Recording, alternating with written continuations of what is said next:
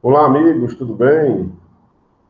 Colegas do canal, inscritos no nosso canal, estudiosos da manutenção elétrica, alunos do nosso curso de redes e linhas, operação e manutenção de subestações, do curso de linha viva, 13.8 kV até 34,5. Nós aqui vamos apresentar uma aula de alguns conceitos ligados à operação e manutenção de subestações aéreas e abrigadas.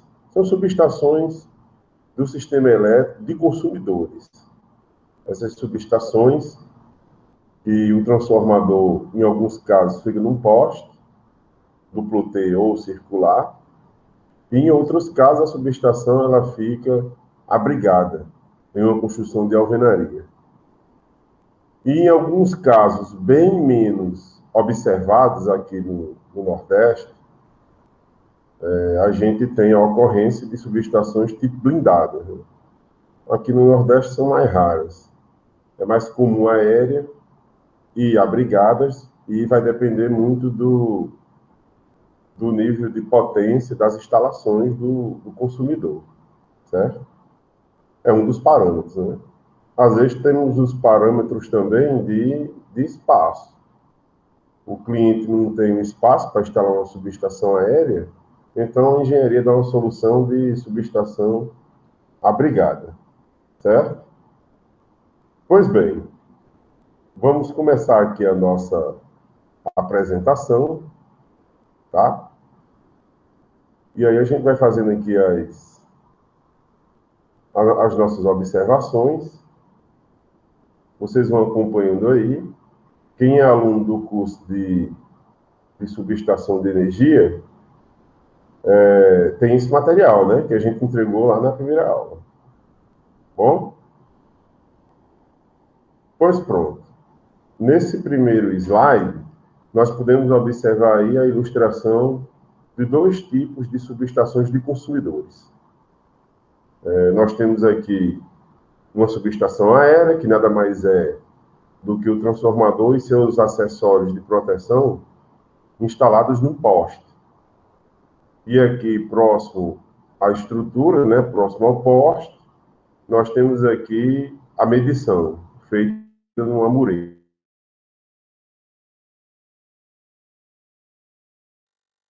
Consumo, de demanda, dependendo da modalidade tarifária. Numa subestação abrigada, nós temos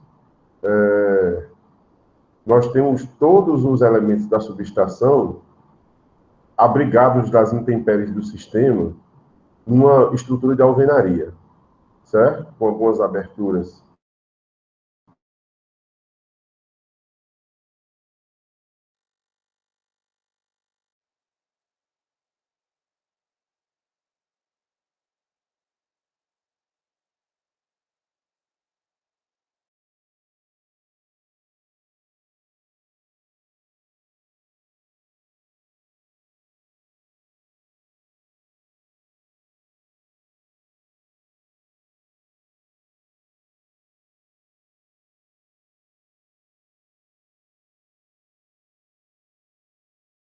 O elemento mais caro de uma subestação, seja ela aeroabrigada, e nós temos aqui o disjuntor, que é o elemento que faz a proteção desses componentes que estão a jusante dele, né? O transformador, o barramento feito em vergalhão liso, nesse caso, chaves de comando simultâneo, tripolar, qualquer um desses elementos que sofreu um curto-circuito, esse disjuntor aqui ele vai proceder à proteção, né, da subestação, ok? Aqui a gente observa a entrada, que a gente vai ver mais adiante os elementos com mais propriedade. Aqui foi só para a gente fazer uma apresentação, de um modo geral, dos dois tipos de subestações, tá certo? Então vamos adiante. Vamos ver aqui a nossa ementa, né? O que a gente vai ver nessa aula, né? Se não ver todos esses pontos, mas veremos aí, acho que talvez até mais ou menos o item 4, 5, talvez. Tá bom? Aí depois a gente continua em uma outra aula. A gente vai ver os principais elementos de subestações aéreas e abrigadas, elementos de subestações de 69 kV, né? Que é uma subestação ao tempo, tá? Energização e desenergização de subestações, ou seja, quais são os procedimentos envolvidos nesse processo, né? De energizar e desenergizar, né? Mudar tapo transformador a óleo a seco, qual é a diferença? A diferença é muito sutil. A gente vai aqui apresentar na aula teórica e na aula prática vocês vão ter a oportunidade de fazer isso, né, com suas próprias mãos, para poder vocês ficarem capacitados a realizar essa tarefa. Operação de disjuntores de BT e de AT, né? Só que o disjuntor de BT que a gente se refere aqui não é aquele mesmo disjuntor que tem no quadrinho de nossas casas, não, sabe? É um disjuntor de BT microprocessado, a vácuo, caixa molgada, caixa aberta. É um disjuntor que requer um nível mínimo de informação para operar ele. Tem que recarregar uma mola sempre que for rearmar ele. Então, tem algumas coisas que o diferem de um disjuntor no quadro de um consumidor do grupo B, né? Aí vem alguma coisa de operação de religadores, né? Abertura, fechamento, bypass, bloqueio de religamento, bloqueio de neutro. E os procedimentos de manutenção aí no item 7, em subestações de distribuição, né? O que deve ser observado numa manutenção. No momento que precede a manutenção, o que deve ser feito? Certo? Como proceder à manutenção? O que é que eu devo fazer, né? No dia que eu for dar a manutenção? Então, assim, são coisas que não são triviais, né? A gente precisa ser qualificado, capacitado para fazer uma manutenção dessa, a despeito de não fazer um serviço de má qualidade, né? Tá? Então, pronto, vamos começar aqui a primeira. Subestação aérea, a gente já falou, é uma subestação em que o transformador fica instalado num poste. Seja ele duplo T, seja ele circular, enfim.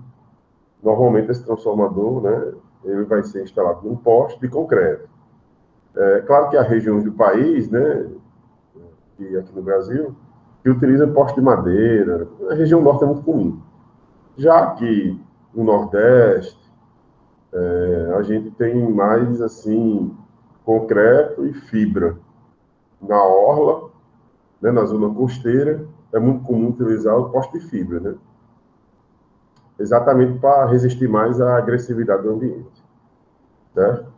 Então, entrando aqui nos elementos, né, que esse tópico é os principais elementos de subestações aéreas e abrigadas, nós vamos ter aqui o primeiro elemento que a gente vai trabalhar é o para-raio, né? O que é que ele faz? Quais são as principais partes, né? Onde é que ele é instalado? Vamos aqui fazer uma abordagem dos principais aspectos de manutenção, no que se refere a esse elemento. Olha, esse elemento, como o nome dele já é sugestivo, para-raio, ele protege o transformador contra sobretensões, normalmente descarga atmosférica.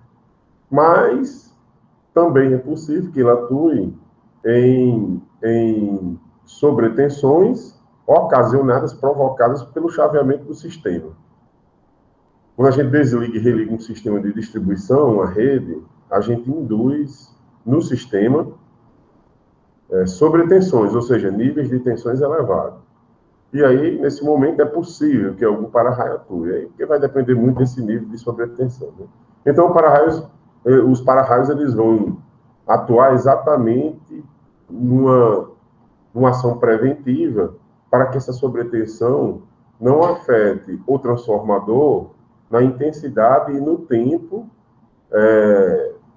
que fossem capazes de danificar, né, o transformador. Então, eles vão atenuar esses efeitos, drenando essa sobretensão para a Terra, né? Drenando esse nível de corrente originado por essa sobretensão para a Terra, entendeu? Então, ele tem aqui um terminal de fase, né, de fonte, aqui onde a gente liga a nossa fase, o corpo dele, que nesse caso é em polimétrico, mas existe corpo de porcelana também, né? Nós temos aqui um desligador automático, tá bom? E a base aqui, o suporte para instalar o para-raio, tá? Então, o para-raio ele serve para isso, as principais partes dele são essas. Em alguns estados, como por exemplo aqui na vizinha Paraíba, vizinho do nosso estado do Rio Grande do Norte, a companhia lá é muito comum medir, megar, né? Quando o para-raio atua, eles passam o megômetro, avaliam se ele ainda está em condições operacionais, e aí troca só o desligador automático, né? O detonador aqui embaixo. Tá? Aqui no Rio Grande do Norte, não. Se esse detonador atuar, aí troca todo o para-raio. Né? É uma concepção de manutenção que me parece mais caro, né, aqui no Rio Grande do Norte. Porque você pode descartar um para-raio que ainda teria condição de ficar ainda no sistema fazendo o seu papel de proteção. E você trocaria apenas o elemento aqui, o detonador, né? Ou seja, seria um custo menor. Mas, enfim, é a filosofia de manutenção de cada companhia, né? Cada grupo, né? Certo? Então, tem para-raio tanto na subestação aérea quanto na brigada, né? Certo? Nas duas tem que ter. Normalmente, na entrada da subestação, antes do transformador, obviamente. Né? Aqui nós temos um detalhamento da parte interna dele. Aqui a gente pode observar onde está aqui o mouse. A ferragem de fixação, certo? Quando ele é fixado na cruzeira. E às vezes ele é fixado na cruzeira e às vezes ele é fixado na base, no suporte, na tampa do transformador. E internamente a gente tem todos esses elementos que vão fazer o isolamento do terra em relação à fase quando o sistema estiver operando no seu status normal, né? Quando incidir uma sobretensão, aí esse isolamento vai ser rompido e a gente vai ter um fechamento da fase por terra, provocando a atuação de todo o para-raio, né? Basicamente seria isso aí. Outro elemento muito importante que também protege os transformadores e os circuitos que ficam ajusantes a esses componentes são as chaves fusíveis. Eles são chamados de chave fusível porque eles portam no interior aqui desse cartucho ou desse porta-fusível, né, o nome é sugestivo, então eles portam um elo fusível que vai fazer uma ação de proteção, né, derretendo o seu elemento fusível sempre que houver uma sobrecorrente causada por sobrecarga ou por curto-circuito, né? Então, os principais elementos da chave fusível é o seu próprio corpo aqui, né? Nós temos aqui um corpo aqui, nesse caso, em porcelana, né? Isolado. Um suporte aqui de fixação, terminal de fonte. Vem aqui o cabo da rede, né? Aqui embaixo nós temos o terminal de carga, né? Que desce para o transformador, ou para a linha, quando a chave fusível for instalada numa posição chamada corta-circuito. Ou seja, no meio da linha, numa derivação, né? A gente tem aqui um anel de manobra, onde encaixa aqui o mecanismo da vara de manobra, o cabeçote, para poder abrir e fechar, né, o cartucho, certo? Esse guia aqui do porta-fusível, ele serve tanto para servir, como o nome diz, de guia, para o cartucho, o porta-fusível, como também ele serve de suporte para instalar um elemento de extinguir arco voltaico, né? Que é o Loadbuster. O Loadbuster, ele usa aqui as extremidades desse guia para poder promover sua instalação, né? Certo? Então, basicamente aqui, né, nós temos aqui o contato superior, né, que é exatamente um contato que é estabelecido aqui, né, entre a cabeça do porta-fusível, né, e o terminal de fonte. Esse contato aqui faz a ligação dessas duas partes, permitindo a passagem da corrente, certo? Basicamente, os principais elementos são esses, e as funções desse elemento é exatamente isso, é proteger o transformador contra sobrecorrentes. Ocasionado pelo quê, professor? Sobrecarga ou curto-circuito, né? Então, esses elementos são largamente utilizados em subestações de energia e redes de distribuição. Muito utilizado ainda, muito mesmo. É um elemento muito importante. E a manobra desses elementos, que é feita através de uma vara de manobra, o eletricista deve estar provido de um aparato, né, de equipamento de proteção. Luva, uniforme com tecido retardante à chama, a vara de manobra, óculos de proteção, mangas isoladas, né? Tanto as mangas quanto as luvas devem ser escolhidas adequadamente ao nível de tensão, né, da linha, né, que atende o transformador. Se for uma linha 3.8, tem que usar uma luva no mínimo de 17 kV, né? Se for uma linha de 34,5, então o profissional tem que utilizar uma luva de 40 kV, e assim por diante. E igualmente é a manga, né? Tem que acompanhar o nível de tensão da linha, certo? Nesse esquema aqui a gente mostra aqui o ângulo, né, de abertura desse limitador, né? Esse limitador aqui é um articulador, né? Quando a chave atua, certo? O elo se funde e aí vai expulsar um gás aqui pela parte inferior, fazendo surgir uma pressão que, juntamente com a pressão da mola da parte inferior, vai expulsar esse cartucho para fora, certo? Fazendo com que ele se desloque nesse ângulo aqui e fique pendurado, certo? Aí, quando ele atua e fica nessa posição, então ele está no status de indicação de atuação. O eletricista vai observar isso e vai saber que ali houve uma atuação. E aí ele vai fazer o procedimento para substituir o elo que foi rompido, né, pela ação de alguma varia. E muitas vezes também, pessoal, o elo fusivo atua por envelhecimento, né? Certo? Por envelhecimento. Passa muitos anos, o elo nunca atuou, aí vai perdendo suas propriedades, porque aquece, esfria, dilata, retrai, né, contrai, e aí ele vai perdendo suas características num belo dia que é possível que ele rompa pelo próprio desgaste do tempo, também acontece. É tanto que o elo, em algumas ocasiões, é substituído, o eletricista faz um teste com elo pequeno e aceita, e foi envelhecimento mesmo, né, intempestivo, tá? Nós temos aqui uma tabela com as principais características, né, das chaves fusíveis, certo? Então, assim, resumindo essa tabela, né, que é tirada da NBR 8124, a gente tem aí chave fusível com relação ao isolamento, certo? 15 kV, 25 kV, né? Para 34,5 kV, que é essa de 38. Então, assim, mais uma vez, dependendo do nível de tensão, obviamente tem que escolher uma chave com um corpo isolante com nível de tensão adequado, né? Um exemplo clássico. No sistema 3.8, se você tiver na orla, né, o sistema é 3.8. Mas quando você está na orla, as companhias energéticas, é muito comum pedir que coloque de 25 kV, né, que seria essa de 25,8. Então, comercialmente chama 25 kV, porque está muito próximo da praia e tem um isolamento melhor, né? E com relação à corrente nominal, né, é a capacidade do porta-fusível, né, certo? De conduzir corrente. Nós temos de 100, né, de 50, de 200, certo? Que é essa terceira coluna, corrente nominal em ampere do porta-fusível, tá bom? Essa segunda coluna é a corrente nominal, né, da chave. Normalmente é de 100, de 200, 300 amperes, né? Então, assim, aí vai depender. Se você for usar para uma subestação aérea, 112,5 kVA, 225, 300, você pode colocar de 100 amperes sem nenhum problema. Atende. Por exemplo, em termos de corrente nominal. Mas se a gente estiver colocando como corta-circuito, tipo assim, num tronco de alimentador, onde para frente você tem um nível de corrente bem maior, né? Aí você vai partir para usar uma corrente nominal de 200 amperes, por exemplo. Então, isso aí o pessoal da engenharia, eles prestam atenção nisso aí.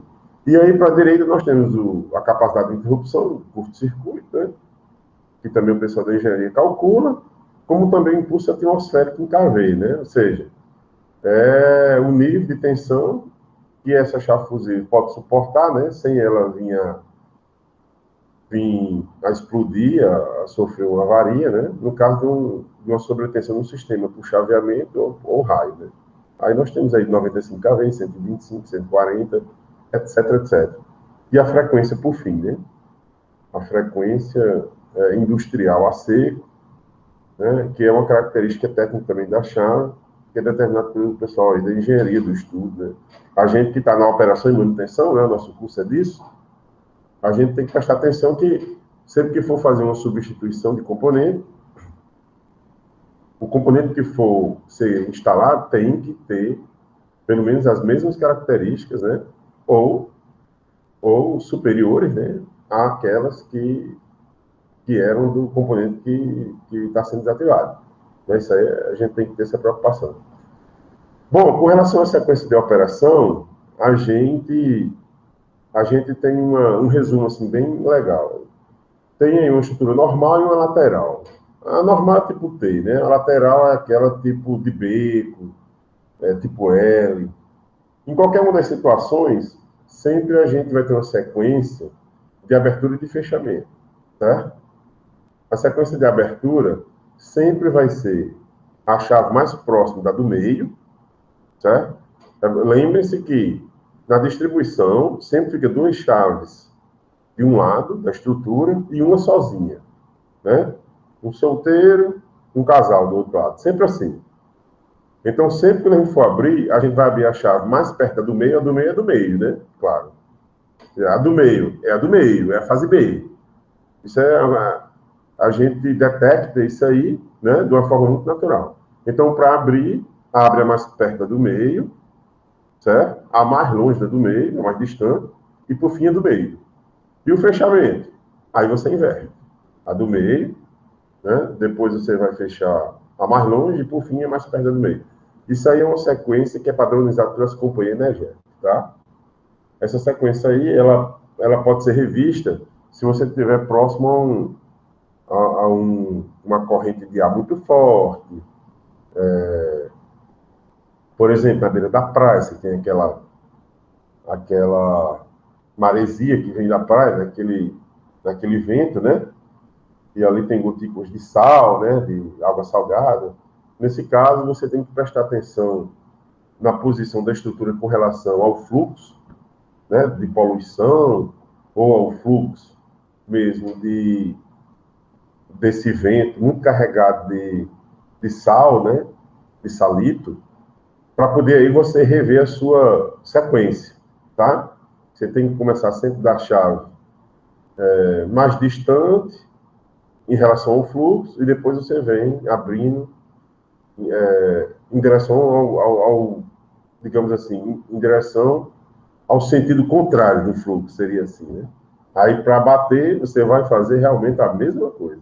Vem batendo da última, que vindo no contrafluxo, né, do fluxo dessa corrente de ar.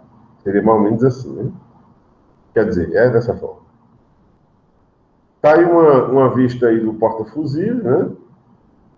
Certo? O porta-fuzil é o elemento que vai conter em seu interior o hélio fusível, a gente vê aqui, certo? E ele tem aqui os mecanismos aqui, certo? Para ser instalado lá no corpo da chave fusível. Isso aqui é um dispositivo de colocação de extração, né? Colocação e extração.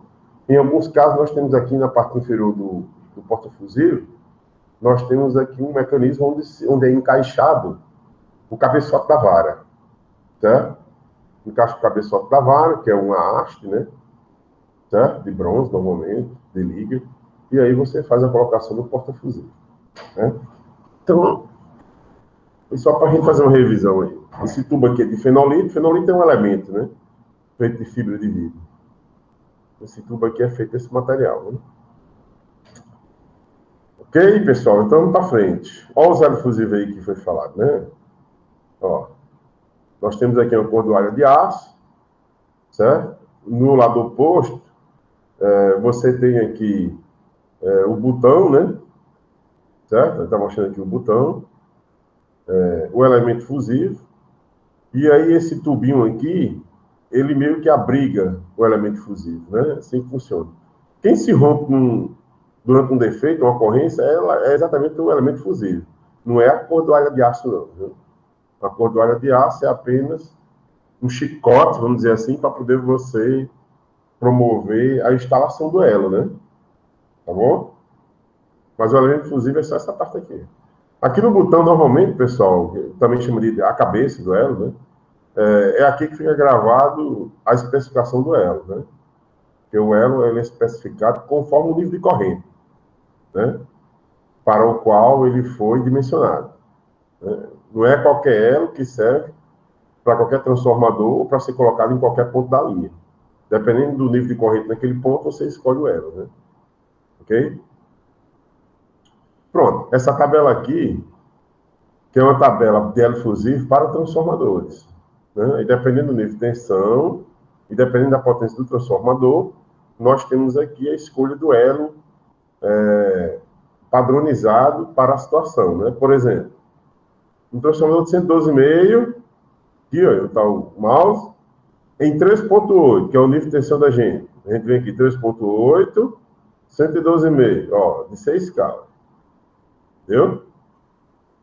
Se fosse de 75 kVA, transformador, em 34,5, vamos lá, seria de 2H. Pronto, então muda muito. Dependendo do nível de tensão, dependendo da potência, vai mudar muito. Entendeu? É claro que isso aqui, pessoal, ninguém vai decorar isso num curso que fez de OEM, de manutenção, ou num curso de RD, não. Certo? Isso aqui é com o tempo, o eletricista, né, vai, até o técnico mesmo, o engenheiro, eles vão ficando com isso aqui gravado na mente, né? Mas as tabelas também para serem consultadas, né? Não vamos criar uma paranoia que tem que decorar. Isso aqui vocês vão gravando na mente, no dia a dia, sem nenhum esforço. Né? Só no dia a dia, vai trabalhando e as coisas vão ficando memorizadas, né? Ok? Então, na nossa prova, a gente não vai, obviamente, pedir, para um transformador, então, KV, qual é o elo. Não vou, porque se eu fosse fazer isso, eu tenho que botar a tabela, né? Porque eu não vou exigir que o aluno decore essa tabela, porque não faz nenhum sentido. Que pedagogia tem isso? Bom, vocês lembram, né? Que tem um guia lá na chave fusível, né? O guia que guia exatamente o encaixe do porta-fusível, e a gente diz que a extremidade daquele guia é onde a gente instala um equipamento utilizado para extinguir o arco voltaico ou o arco elétrico. O equipamento é exatamente esse, o Ludibasta. O Ludibasta é instalado, certo? Naquele guia, na extremidade, né, tem um gancho, né, onde esse olhar aqui, ó, certo? Vai se encaixar naquele gancho, né, e essa outra parte aqui do Ludibasta fica instalado no cabeçote da vara de manobra, entendeu? Então, a gente encaixa isso aqui no guia, e aí o Ludibasta está acoplado à vara nesse ponto, e aí a gente vai encaixar o pino do cabeçote, da vara de manobra, no anel de manobra do porta-fusível. Então, quando todos esses pontos estiverem encaixados, aí o eletricista pode fazer o deslocamento no sentido de abrir a chave fusível e abrir também o Ludibasta, fazendo com que você abra a chave e a gente não tenha ali a geração, né, de um arco voltaico. Por quê? Porque o Ludibasta vai extinguir através da sua câmara de extinção de arco voltaico, certo? Então, é uma ferramenta para abertura em carga. O correto é sempre abrir chave com carga com o Ludibasta. Mas as companhias, nos seus POPs, procedimentos operacionais padrão, elas permitem até certo nível de corrente, de carga, você abrir sem usar o Ludibasta. Aqui na COSER, por exemplo, no POP 004, permite que você opere chave fusível usando o Ludibasta, certo? Para tráfego até 112,5, ou seja, até 6K, né? Então, sim, em alguns casos é possível, porque a corrente por si só já é um pouco baixa, e é possível você abrir mão do uso, em alguns casos, certo? Do Ludibasta. Se for possível, por exemplo, o transformador atende apenas a um prédio, ou seja, o transformador secundário vai para um QGBT. Aí você desarma o disjuntor geral do QGBT. tira todas as cargas da secundária. O transformador ficou vazio, apenas com a correta magnetização. Então é possível você operar um transformador acima de 112,5, considerando essa situação, né? Você vai estar abrindo uma corrente muito, muito pequena, não há condição de gerar um ar, aí você pode abrir sem o de baixo. Então essas coisas vocês vão aprendendo no dia a dia, né? Entendeu? Olha aí a instalação do jeito que a gente falou, certo? Uma extremidade aqui do de baixo está ligada aqui ao gancho, né? Do guia, da chave fusível. E aqui embaixo você tem a parte inferior, a parte oposta, né? Ao gancho do de baixo, ligado à vara de manobra, e o pino aqui do cabeçote encaixado no anel de manobra do porta-fusível. É nesse momento que o eletricista pode proceder à abertura, né? Não é um equipamento difícil de manipular, né? Claro que não é um equipamento difícil, não. Agora, existe treinamento. A pessoa não pode, nunca fez. E aí você pegar e querer, né? Não passou por um treinamento. E aí você querer fazer apenas baseado na sua intuição. Não é uma coisa segura fazer isso. Certo? No sistema elétrico, por mais simples que a tarefa se apresente, você deve fazer um treinamento específico para manobrar o sistema elétrico, né? E dar manutenção e trabalhar nele, porque nós estamos aí falando de operações, certo? De serviços, que se algo der errado, aí a gente pode ter consequências aí imprevisíveis, né? Inclusive para a vida do colega. Né? Olha aqui, outro elemento muito importante em subestações aéreas e abrigadas é o transformador, né? Ele é a razão do sistema elétrico de potência existir, são os transformadores, né? Vamos dizer assim. Eu estou falando com respeito ao formato do sistema, né? Ele é baseado no uso de transformador, porque o sistema elétrico de potência optou pela corrente alternada, né? Existe uma perda associada à distribuição e à transmissão de energia, né? Longas distâncias vão impor grandes perdas, né? Nesse transporte da potência. E aí os transformadores eles vão surgir como elementos fundamentais para tornar viável, certo? O transporte de potência a grandes distâncias. Por quê? Porque em alguns casos os transformadores vão elevar o nível de tensão e em outros casos eles vão diminuir, ou seja, na geração eles vão ser transformadores elevadores, né? Para poder a gente conseguir um nível de tensão elevado e essa tensão conseguir percorrer grandes distâncias.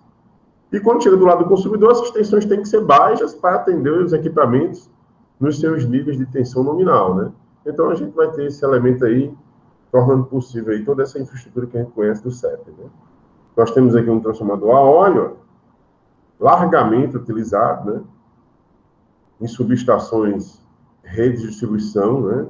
E na transmissão, né? Nas subestações de energia de grande porte. Então, esse transformador é um transformador extremamente robusto, né?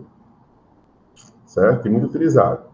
O transformador a seco também é um transformador muito robusto, um transformador muito utilizado hoje em dia, não requer o uso de óleo, né? Por isso que o nome dele é a seco, certo? E aí ele tem uma manutenção bem mais interessante, né?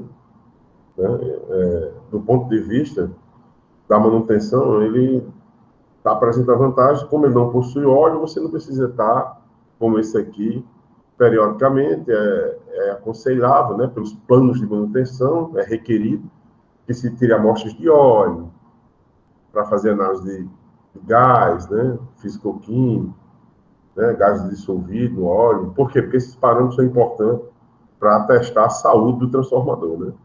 Para saber se ele ainda tem uma confiabilidade interessante para continuar a operação ou se ele deve ser encaminhado para uma manutenção preventiva e a pessoa se antecipe a um defeito que possa ter consequências imprevisíveis. Então, o a seco não tem o óleo para você se preocupar. Porém, esse transformador a seco, pessoal, ele é mais frágil com relação a sobreaquecimento, sabe? A gente descobriu isso na prática mesmo, na prática. Entendeu? Se for falar com o vendedor, ele vai dizer que o transformador a seco é Deus na Terra, entendeu? No sistema elétrico. Tudo de bom, entendeu? Porque o vendedor quer vender e aí é assim mesmo, né? Faz parte, né? Mas na prática, na vivência, que a gente vive com manutenção há algum tempo, a gente tem percebido que esses transformadores a seco, quando instalados em ambientes pouco arejados, e quando ele parte para o carregamento nominal, nesses ambientes que concentra calor, que a ventilação não é boa, a gente tem percebido que eles queimam com mais facilidade, sabe? Por sobreaquecimento, né? Certo? Agora sim, existe artifício, né? Ventilação forçada, existe o medidor de temperatura, que ele mede a temperatura, e ele faz uma interface lá com um relé do disjuntor, e quando passar de um nível de temperatura, aí o relé dá um trip, né? Desliga o disjuntor e você salva o transformador de uma perda total, né? Entendeu? Por conta de sobreaquecimento. Mas assim, não me parece uma coisa. A questão do medidor de temperatura, né? Ou relé de temperatura, a gente pode chamar também. Não é uma estratégia muito feliz, não, porque aí você vai, espera esfriar, aí você religa, aí vai esquentar de novo, aí vai dar outro trip, aí você vai entrar em loop aí, sabe? Não é interessante, tá? É interessante proteger o transformador, não é interessante para o sistema elétrico ficar tendo interrupções constantemente, né? Ou seja, acaba criando um gargalo. Então, assim, para transformador a seco, o medidor de temperatura é bom para você observar, né, a temperatura registrada, né, e você acompanhar aí, inclusive, criar um registro dessas temperaturas e ir vendo o histórico, se está numa curva ascendente, se está estabilizado. Isso é importante para você avaliar esse parâmetro de temperatura. Mas a ventilação forçada vai se mostrar mais interessante, porque aí ela consegue diminuir a temperatura do ambiente e aí você evita ficar dando trip e interrupção no sistema, né? Seria, pode juntar as duas coisas, né? Em outras palavras, né? Ok, pessoal? Então, as observações desses dois equipamentos, né? Os mais caros de uma subestação de energia são esses, né? Tá bom? Tá aí o transformador a óleo, né? Uma visão dele aí, o radiador dele, que são essas aletas, né? Isso aqui é onde há a dissipação do calor para o meio ambiente. No interior dessas aletas, o óleo quente, ele circula, né? Para poder perder calor, né? Ele recebe o calor lá das bobinas, né? Internamente, as bobinas estão imersas no óleo. E aí essas bobinas vão transmitir calor para o óleo vai dissipar esse calor para o meio ambiente dentro dessas aletas, né? Do radiador. Resumindo, seria isso aí, né? Esse radiador tem essa função. Isso é feito de forma natural, né? Não existe uma bomba para esses transformadores menores, não. Em transformadores maiores, a gente tem aí ventilação forçada através de ventilador, né? Também a gente pode ter o próprio óleo, né? Forçado também. Pode ter uma bomba de óleo para forçar esse óleo a circular, né? Então, em grandes transformadores é possível ter outros aparatos, né? Que melhorem a eficiência da troca de calor, né? Da perda de calor para o ambiente do transformador, certo? Agora, né, isso aqui são transformadores que são instalados normalmente ao tempo, né, no poste, subestação aérea ou subestação mesmo no solo. Então, assim, esses transformadores, eles devem ser sempre a óleo, claro, né? Quando estiver nessas situações que eu falei, né? Nunca se usa transformador a seco em subestação ao tempo ou aérea, né? Nunca, tá? Se alguém vier com essa pergunta no entrevista de emprego, aí está querendo ver o mínimo de conhecimento que você tem, né, com relação aos aspectos da realidade, né, onde utilizar isso ou aquele transformador. Aí, preste atenção nisso aí, certo? Nós temos aqui as buchas, essas grandes, são as buchas primárias ou os terminais primários, os terminais H1, H2, H3, e aqui essas buchinhas menores, que estão no lado de baixa, você tem aqui os terminais X0, X1, X2, X3, correspondendo ao neutro e às fases, respectivamente, né? Essa chapa aqui, que são duas, né? soldadas no tanque, elas são para promover a fixação do transformador no poste, né? Você vê que tem uns rasgos aqui que é onde ficam os parafusos, certo? Pronto, vamos voltar aqui. Nós temos uma rodinha aqui para auxiliar no deslocamento do transformador, né? Certo? Aqui não dá para ver direito, mas nós temos aqui umas alças onde a gente coloca o estropo para poder promover o içamento do transformador, certo? Aqui nós temos aqui 2 pontos de içamento, certo? Umas alcinhas, tá? E outras coisas, né? Que é a tampa, né? Os parafusos da tampa, né? Entre essa tampa e o tanque tem umas guarnições de borracha, certo? Ok? Vamos para o transformador a seco.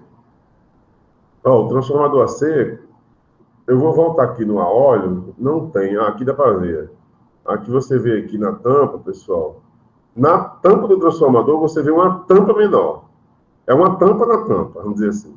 Essa tampinha aqui, ela, quando você afrouxa esse parafuso, folga ele, certo?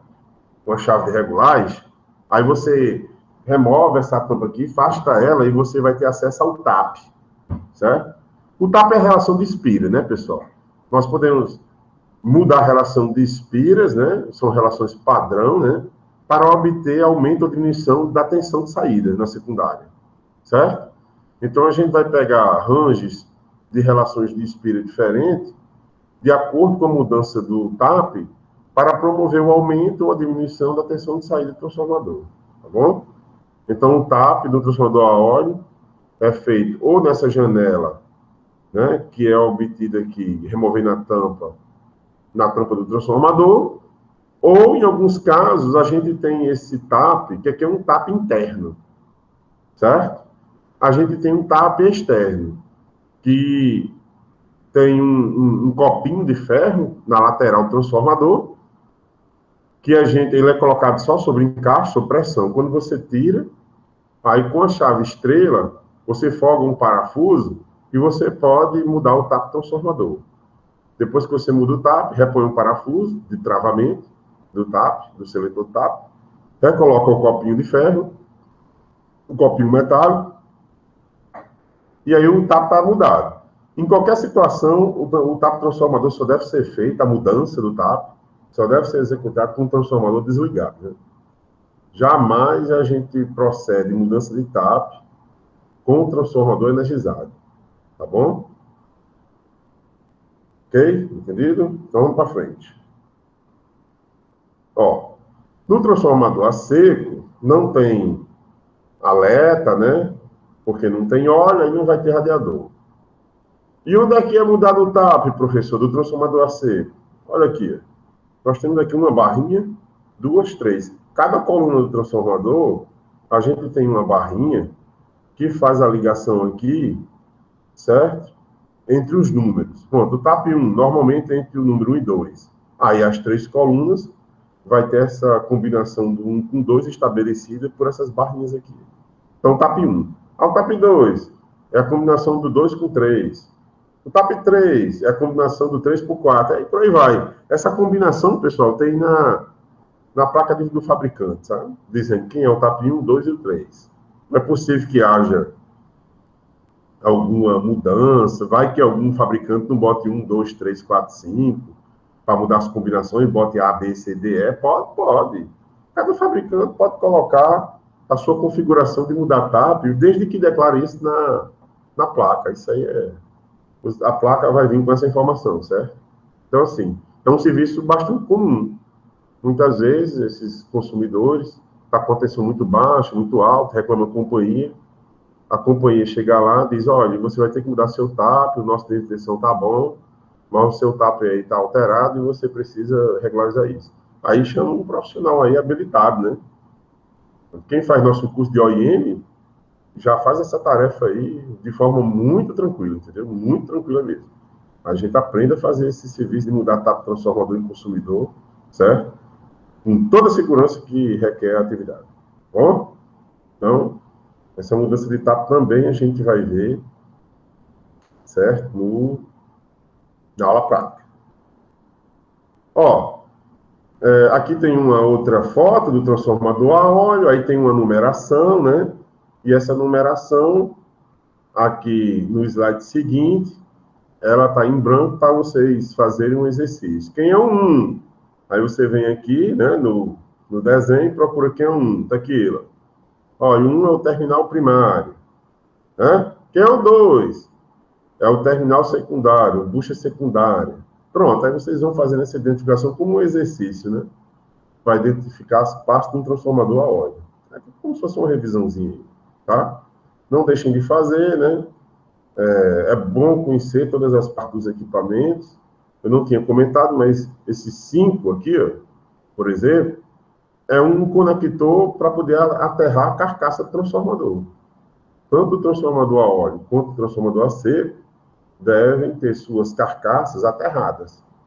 As grades das subestações abrigadas, todas elas são metálicas e devem ser rigidamente aterradas. Né? Aterra na malha de terra da subestação, ok? Bom, porque todas as partes metálicas não energizadas de subestações de energia devem ser aterradas, certo? Pronto, ó, aqui no 7 mostra de novo uma visão até mais clara, né, do acesso para inspeção e operação do TAP. Ó, então, elementos de subestações aéreas, né, e abrigadas. Nesse aqui, a gente vai começar a ver os elementos de subestações abrigadas. O que a gente viu até agora foram os elementos de subestações aéreas. Os principais, pessoal. É claro que tem uma miudez aí de ferraz, né, que a gente vai aprendendo no dia a dia. Aqui a gente vai focar nos principais elementos para poder a gente ir avançando um degrau por vez. Tem que ter pedagogia. Senão a gente vai querer ver tudo de uma vez e acaba não aprendendo nada, certo? As coisas têm que ir avançando, né, na caminhada. Viu? A caminhada é longa. Ela não é curta, não. Ó, numa subestação abrigada, a gente tem aqui, nesse caso, né, você vê aqui a edificação, né, aqui é um corte lateral, né, um lateral e um frontal, 2 cortes, né? Esse corte aqui, a gente vê aqui ó, o detalhe das grades, né, que é como se fosse essa colmeiazinha, certo? É querendo mostrar o detalhe aqui das grades, né, de contenção ou de bloqueio, né? Então aqui a gente tem aqui uma entrada aérea da subestação abrigada. Abrigada porque está dentro de um abrigo em alvenaria, certo? Sempre que essa entrada for aérea, a altura desse cabo aqui fase tem que ter no mínimo 5 metros. É por isso que o pé direito aqui, nesses casos, é 6 metros, normalmente, 5 metros e meio, para poder propiciar essa altura mínima aqui, tá? Então aqui a gente tem aqui um isolador de suspensão, né? Fazendo a ancoragem desse ramal de entrada. Desculpa. O ramal de entrada aéreo. Na entrada ao para-raio, que é o para-raio, né? Certo? Aqui é a parte do detonador, né? O disparador automático, indo para a terra. E em cima, a ligação do terminal de fase. E essa fase do ramal de entrada entra para dentro da subestação através de uma bucha de passagem. Essa bucha de passagem é feita de porcelana, normalmente, e é instalada em uma chapa, né, de ferro, que é chumbada na parede, tá? Então, elemento muito importante, isolador, aquele isolador tipo suspensão, bastão, né? Nós temos aqui o para-raio, né? E nós temos aqui uma bucha de passagem. E aí, na parte de dentro, né, nós vamos ter aqui, por exemplo, está pequenininho, né? Mas isso aqui é um isolador de pedestal. Né? Você observa ele aqui, né? Aqui, ó. Ó, aqui, ó o mouse aqui. Aqui.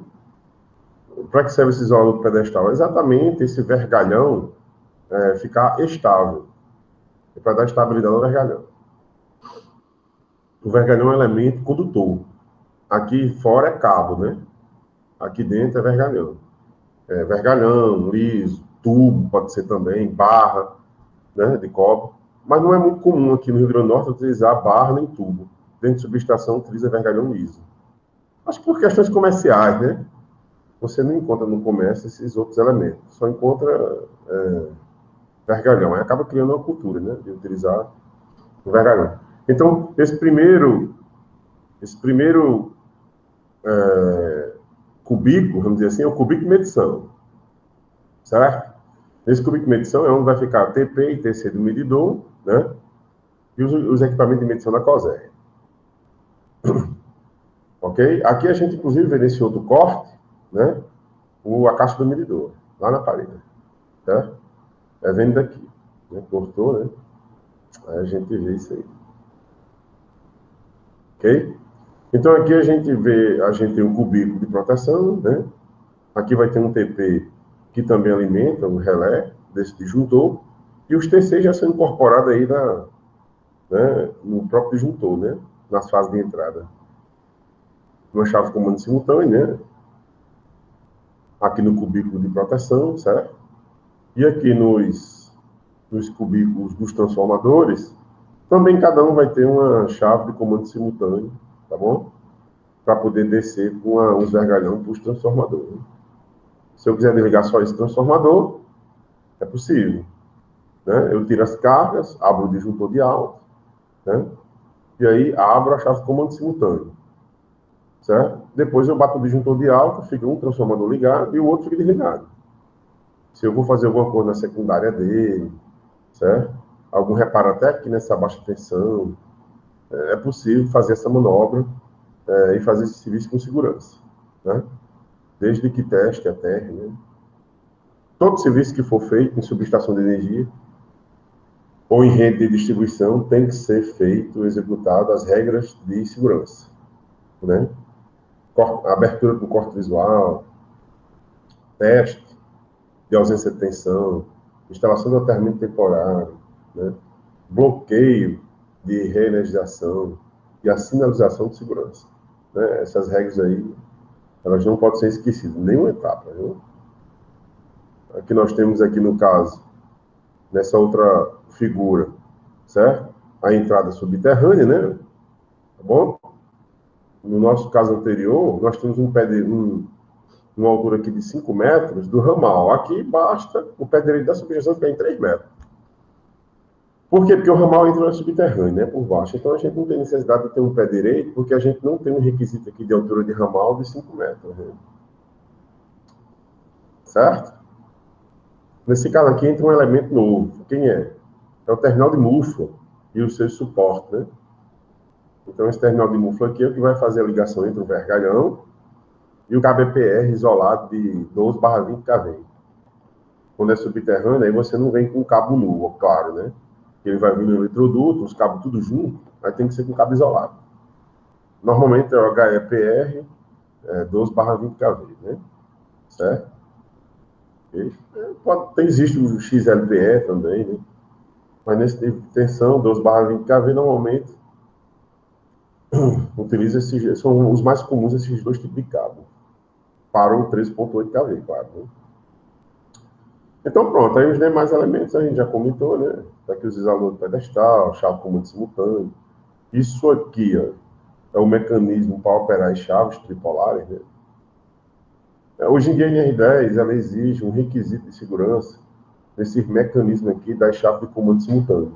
Professor, que requisito é esse? É um bloqueio, sabe? Um intertravamento eletromecânico, que garanta que eu não possa abrir uma chave dessa caso o disjuntor esteja batido. Existem contatos elétricos no disjuntor e no mecanismo que se comunicam. Então, quando a gente tem esse contato aqui do disjuntor fechado, né, eu vou enxergar que aqui esse contato está fechado, então esse contato vai ficar travado para abrir a chave, certo? Quando eu abrir o contato daqui do disjuntor, ou seja, quando eu abrir o disjuntor, então eu vou abrir uns contatos, permitindo que esse mecanismo de abertura dessa chave tripolar ele fique disponível para abrir, ou seja, isso garante que a chave tripolar só seja aberta se o disjuntor estiver também na condição, no status de aberto. Né? Então, segurança.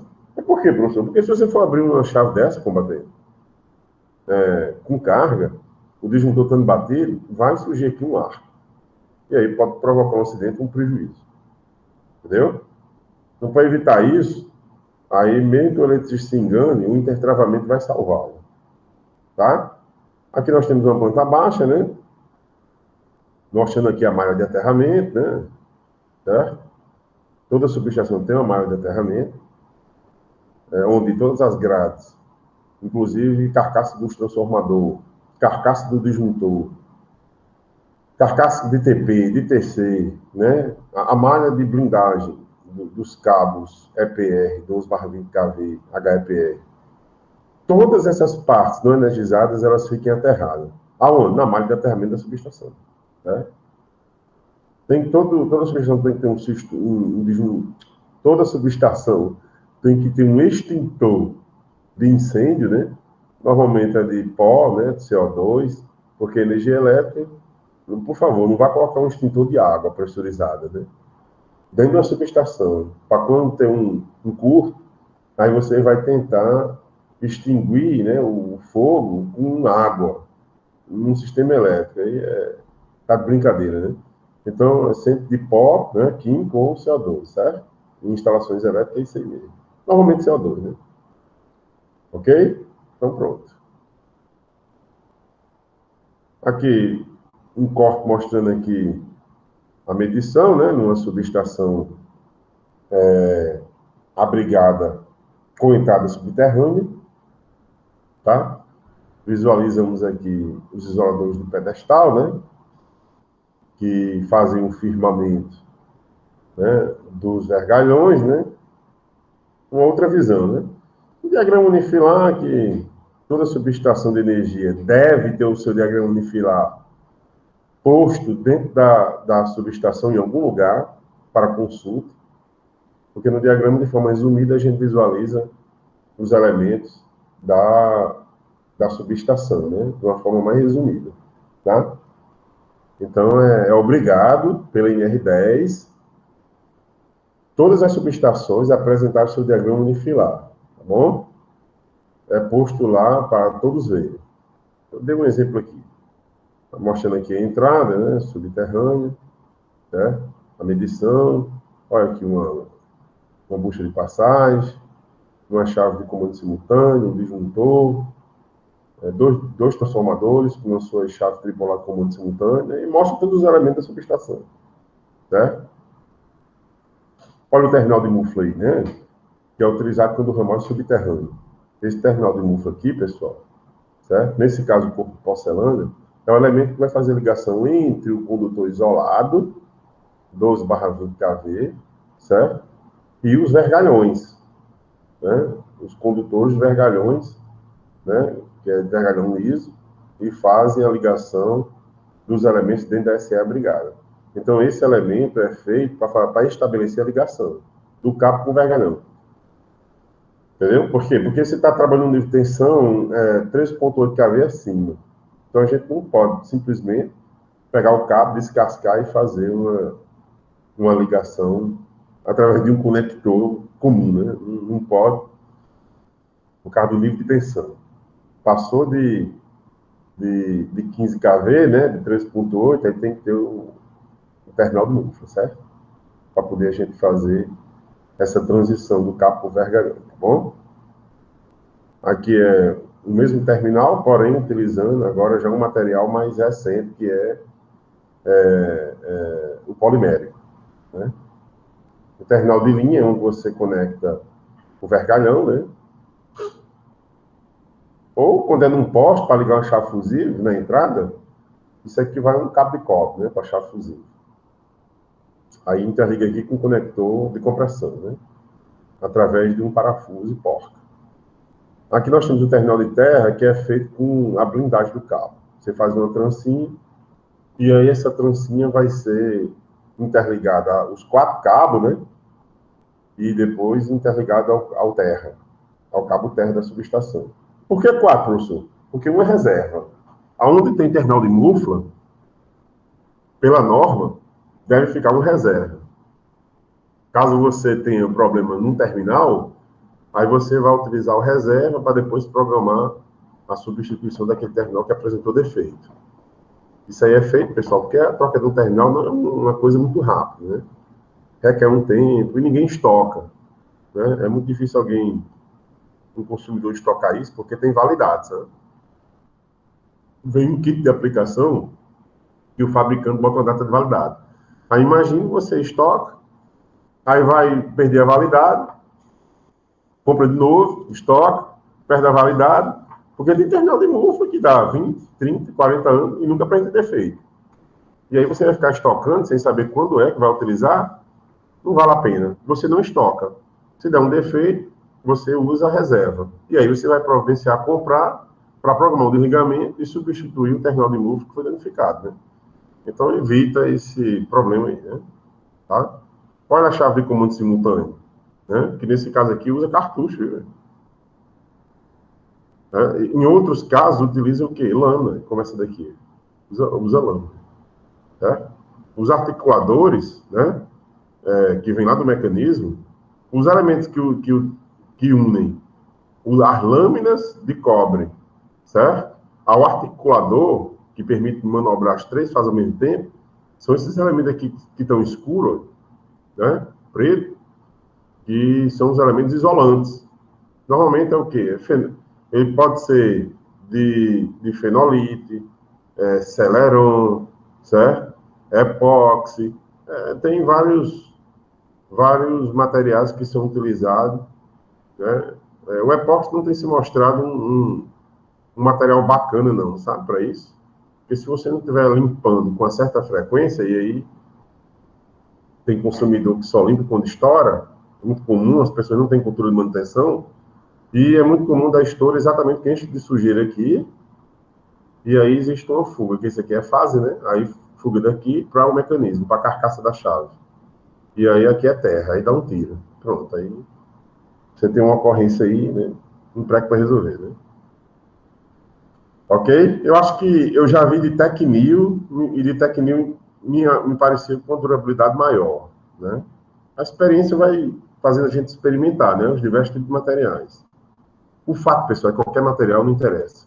Na verdade, qualquer material que for utilizado, vocês têm que estabelecer aí uma programação de a cada 6 meses, pelo menos, tá limpando com WD-40, com álcool isopropílico, né? Ou com metanol mesmo, né? Limpando esses isoladores aí para poder evitar intempestivo, né? Ocorrência. Olha o disjuntor de baixa tensão aí, né? É um disjuntor cuja extinção de arco é feita, né, por meio de uma câmara de vácuo, né? Ele é a vácuo, certo? Eles têm um mecanismo para rearmar uma mola, porque aí, como a gente tem uma robustez associada a esse disjuntor, então a gente tem aí uma mola interna para poder a gente proceder à abertura e fechamento dos seus contatos, né? Entendeu? Então, assim, um eletricista que não tem experiência, às vezes ele nem percebe que tem uma alavanca para recarregar a mola, que é essa alavanca aqui, ó. Eu estou passando o mouse em cima, ó. Né? A gente vai ver que aqui, ó, tem uma meia-luazinha aqui, ó, que você coloca o dedo para puxar a alavanca, e aí você fica fazendo movimento para baixo, para cima, para recarregar no caso do disjuntor ter atuado. Aí você bate no 1, né? Aperta o botão 1, o verde, e aí você fecha os contatos do disjuntor. Para abrir é só apertar o 0. Agora, sempre que for bater, aí você precisa rearmar a mola, tá?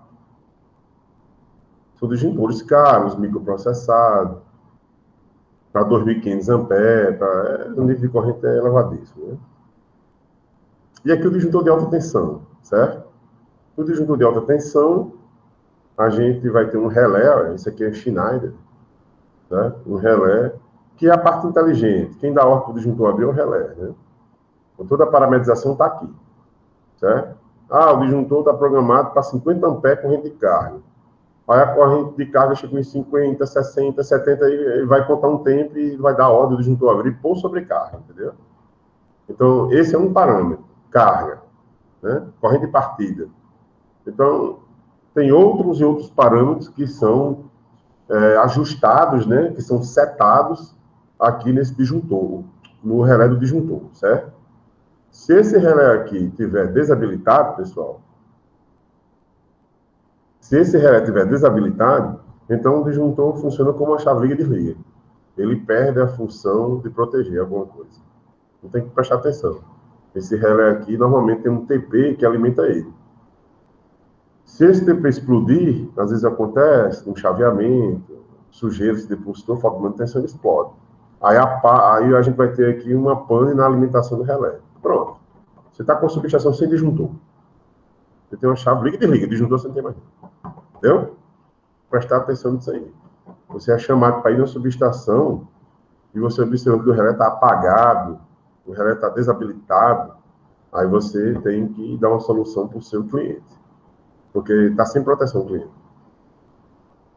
Então, pronto, o disjuntor é um elemento, o de alta, né?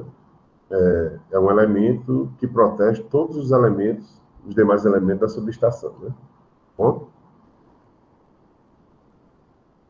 Quais as principais características de um disjuntor de alta, né? Tensão nominal, corrente nominal, capacidade de ruptura, né? Capacidade de fechamento, né? Então, assim, quando a gente vai comprar um disjuntor, imagine que você chegou para um cliente e disse, esse disjuntor aqui não, eu quero trocar, ele não está muito velho e o engenheiro quer que substitua, avaliou e achou prudente a substituição do disjuntor, né? Porque ele já passou já concluiu sua missão, né? Então, pronto. Aí você vai pegar os dados de placa, né, do disjuntor, e a gente vai conversar com o fornecedor para comprar um com características ali similares, né? Por que isso é importante? Porque existe disjuntor para 15 kV, existe disjuntor para 40 kV, existe disjuntor para 138 kV, existe, né? Então, o nível de tensão é algo que, e do mesmo jeito, a corrente nominal tem de 630 amperes, tem de 1.250 amperes, tem disjuntor aí também para um grande range de corrente, né? Capacidade de ruptura do mesmo jeito. Ruptura é ele aguentar a corrente de curto-circuito, né? Vamos supor, é a robustez dele diante do nível de curto-circuito. Aí tem que ter um estudo de proteção para definir isso. Calcula o nível de curto-circuito naquele ponto e aí vai definir uma capacidade de ruptura para o disjuntor, certo? Ok, pessoal? E capacidade de fechamento, né? Certo? Isso tudo são características do disjuntor, características comerciais, inclusive técnicas comerciais, né? Quando a gente vai comprar um disjuntor, a gente precisa ter esses dados, né? Bom? Olha, um disjuntor PVO, né? E um GVO. PVO é pequeno volume de óleo, GVO grande volume de óleo. Eles possuem óleo isolante, né? Para extinguir o ar, certo? E assim, são disjuntores que ainda são muito usados, mas que estão perdendo espaço porque surgiram novas tecnologias, né? Como o gás SF6, o ar comprimido, né? Principalmente para transformadores de grande capacidade de interrupção em subestações ao tempo, tá? Mas aí a gente está apresentando que no dia a dia ainda se depara muito com esses tipos de disjuntores que a gente deve conhecer. Um aspecto de manutenção para disjuntor a óleo é ver a questão do nível do óleo, é ver a questão de analisar, né, também as características do óleo, né, cromatográficas, né. Pode-se coletar uma quantidade e mandar para análise, para evitar de estar usando um óleo já, digamos assim, com características que vai comprometer o bom funcionamento, né?